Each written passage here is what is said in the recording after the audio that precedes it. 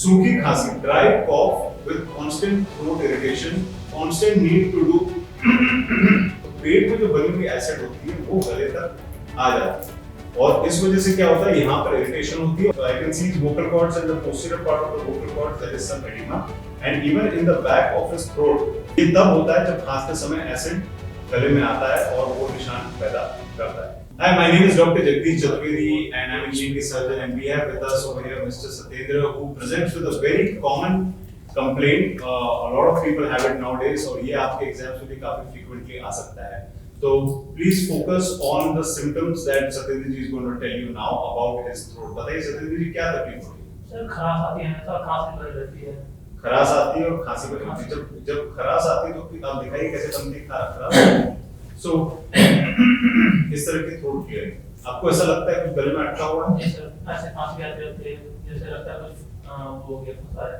कुछ गले में फंसा है और खांसी सूखी आती है, गीली आती है. सूखी आती है सर. सूखी खांसी, dry cough with constant throat irritation, constant need to do and having the feeling that something is stuck in the throat are classical symptoms of a condition called LPRD, laryngopharyngeal reflux disease. This usually starts with some of the other viral throat or nose infection. नाक में आप बोल रहे थे आपको कभी-कभी cold हो जाता है, बंद हो जाता है. कोल्ड रहता है और बंद रहती है ना.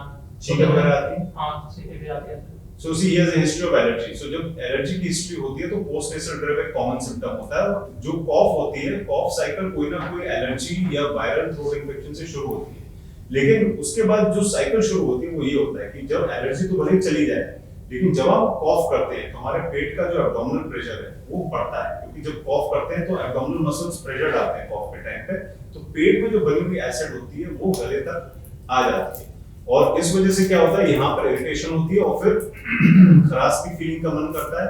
फिर खराश करने के बाद और खांसी होती है, उस खांसी से और एसिड रिफ्लक्स होता है और ये एक अनस्टॉपेबल साइकिल हो जाता है जिसको बोलते हैं LPRD या लारिंगोफैरिंजियल रिफ्लक्स डिसीज. अभी सत्येंद्र जी में बहुत सारे क्लासिकल फाइंडिंग्स है LPRD को लेके. जैसे मैं एक लारिंजियल मिरर ले रहा हूँ और इस लारिंजियल मिरर से मैं इनका भी थ्रोट जब देखता हूँ तो सत्येंद्र जी प्लीज अपनी जीभ बाहर निकालें. So I am holding his tongue and passing the laryngeal mirror and doing direct laryngoscopy and I can see. आप बोले? ये बोले? Very good. So I can see his vocal cords and the posterior part of the vocal cords there is some edema and even in the back of his throat there are reddish patches. Now how to differentiate this from pharyngitis versus LPRD? There is a very easy way to differentiate. Whenever there is a pharyngitis or an infection, the redness on the back of the throat will be uniform. वो एकदम continuously एक तरह से लाल सूजन होगी.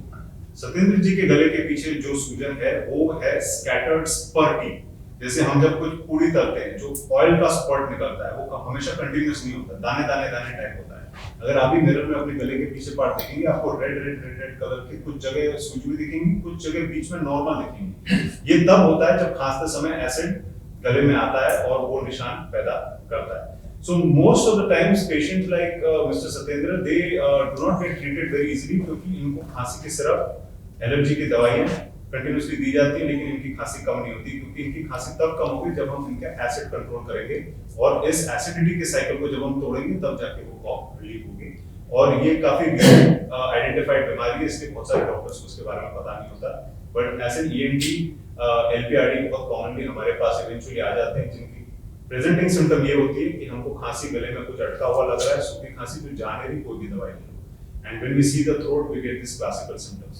Throat clearing अगर आपके question में है, the need to clear the throat feeling something is stuck, then it is more likely LPRD. Thank you.